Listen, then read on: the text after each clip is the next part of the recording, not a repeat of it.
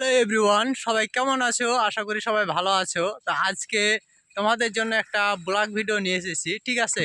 সেই ভিডিওটা হচ্ছে যে পেয়ারা বাগানে আমরা আমগুলো কিভাবে যত্ন করি এবং কিভাবে আমরা পেয়ারা বাগানে আমগুলো, ঠিক আছে, তৈরি করি, সেই জিনিসগুলো আপনাদের দেখানোর জন্য, ঠিক আছে? তো তোমরা সবাই সাথে থাকো, সবাই চ্যানেলটি সাবস্ক্রাইব করে পাশে থাকবে, ঠিক আছে? তো কেউ স্কেপ করবে না। স্কেপ করলে কিন্তু তোমাদের সৌন্দর্য, মনের ভিতরে যে একটা সৌন্দর্য, যে একটা পেয়ারা গাছ লাগিয়ে সুন্দর সুন্দর ফল ধরাবো, ঠিক আছে, সেটা কিন্তু পারবে না। এই সব গানটা বন্ধ করো। হ্যাঁ, তা তোমাদেরকে দেখাবো যে একটা পেয়ারা, এই যে পেয়ারা সৌন্দর্য করার জন্য আমরা কি কি জিনিসগুলো ব্যবহার করি। এই যে একটা পেয়ারা দেখতে পাচ্ছ, ঠিক আছে, এটা হচ্ছে একটা পেয়ারা। এই যে আরো বড় পেয়ারা আছে, আমি দেখাই তোমাদের, তারপরে দেখাচ্ছি। এই যে একটা কত বড় পেয়ারা, ঠিক আছে, পেয়ারাটা কত সুন্দর। তো এই পেয়ারাটা খেতেও অনেক ভালো লাগবে। হ্যাঁ, তো তোমাদের আমি এখন দেখাই যে আমরা কীভাবে, যে আমরা কিন্তু এখন বর্তমানে এই কীটনাশক যে বিষগুলো আছে এগুলো দিব পেয়ারাগুলো সুরক্ষিত রাখার জন্য, ঠিক আছে? তার জন্য আমরা কাজ করতে আসি, কাজ চলতে আছে আমাদের। আর এটা হচ্ছে মেশিন, এই মেশিন দিয়ে কিন্তু দেওয়া হয়। হ্যাঁ, তো এখানে কিন্তু আমরা যে জিনিসগুলো দিচ্ছি, এই জিনিসগুলো দিচ্ছি তোমরা দেখতে পাচ্ছ, ঠিক আছে? এই জিনিসগুলো কিন্তু আমরা দিই, এগুলো হচ্ছে কীটনাশক বিষ, আর এগুলো দিয়েই কিন্তু আমরা সুরক্ষিত রাখি, সৌন্দর্য রাখি, ঠিক আছে, আমাদের পেয়ারা বাগানগুলো।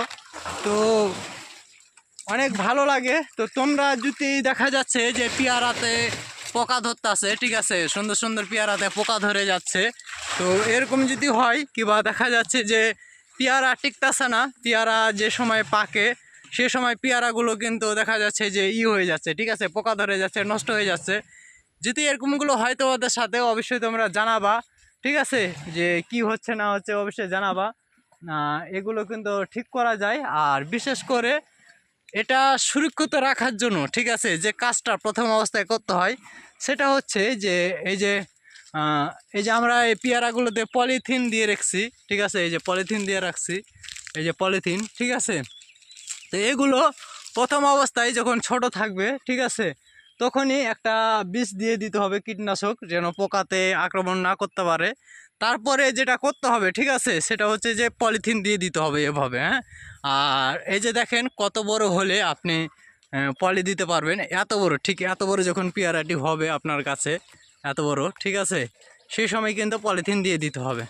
হ্যাঁ, তো বুঝতে পারছো তোমরা যে কিভাবে এগুলো পরিচালনা করতে হয়। আর এটা কিন্তু আপনার সুরক্ষিত রাখার জন্য এই যে কীটনাশক বীজগুলো আমরা দিয়ে যাই প্রতি সপ্তাহেতে 8 দিন পর পর, ঠিক আছে।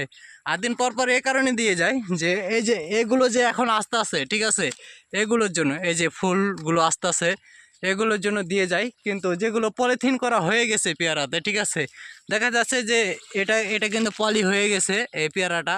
তো এটাতে কিন্তু এখন আর দেওয়ার দরকার নেই, ঠিক আছে, এটার জন্য কিন্তু দিতে আসি না, আমরা দিতে আসি এই পেয়ারাটার জন্য, এই ছোট্টটার জন্য, ঠিক আছে। এটা যখন আবার এত বড় হবে তখন যেন এর কাজ শেষ। তো এই কারণেই যেন একে একে কিন্তু আসতে থাকে, আমরা দিতে থাকি। তো তোমরা বুঝতে পারছো। তো কেমন লাগছে আমাদের ব্লগ অবশ্যই জানাবা। তো এই যে আমাদের কীটনাশক বীজগুলো শেষ, ঠিক আছে, দেখতে পাচ্ছ তোমরা, কাজ করতে আসি। তো তোমাদের যদি মানে কোনো কিছুর প্রয়োজন হয় অবশ্যই জানাবা, কমেন্ট করবা, ঠিক আছে, আমরা সাজেশনগুলো দিয়ে দেবো। দেখবা যে আমাদের মতো এই পেয়ারা বাগানের মতো তোমাদেরও দেখবা যে সৌন্দর্য হইতাছে। আর বিশেষ করে অনেকেই শখের বসে ছাদে, ছাদ বাগানে কিন্তু গাছ লাগায়, ঠিক আছে, জাতাম পেয়ারা, কিন্তু সেগুলো হয় না, ঠিক আছে। আর সেগুলো না হওয়ার কারণটা হচ্ছে যে যত্ন নিতে পারে না। তো তোমরা যদি শখ বসে লাগিয়ে থাকো, ফল খেতে পারছো না, দেখা যাচ্ছে পচে যাচ্ছে, নষ্ট হয়ে যাচ্ছে, অবশ্যই তোমরা কমেন্ট বক্সে জানাবা, ঠিক আছে, আমরা তোমাদেরকে অবশ্যই একটা পরামর্শ দেবো, দেখবা যে সব কিছু ঠিকঠাক হয়ে গেছে। সবাই ভালো থাকবা বন্ধুরা।